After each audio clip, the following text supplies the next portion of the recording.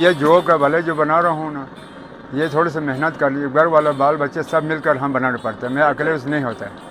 तो ये जो है ना, इसका जो घर में से लाता हूँ, पर्सन लहसन जो कंपनी से मंगाता हूँ, और ये जड़ी बूटी का ये जो शब्दन डालता हूँ, ज़ीरा वेरा डालता हूँ, अदरक लहसुन डालता हूँ, गर्म गर्म चीज़ें डालता हूँ, लोग बहुत खुशी से पीते हैं। ये 700 साल पुराना कदीम मार्केट है।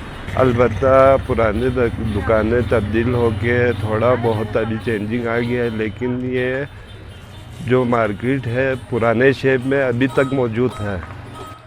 इस मार्केट की खुसूसी बात यह है कि यहाँ पे देसी खाने और रिवायती खाने अभी भी मिलते हैं।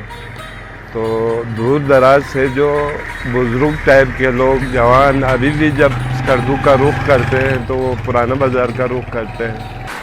देसी बल्ले हो गया, टोबले हो गया, सिरपाए हो गया, देसी खाने, अच्छा, उनके मज़े लेने के लिए पुराना बाज़ार का रुख करते हैं।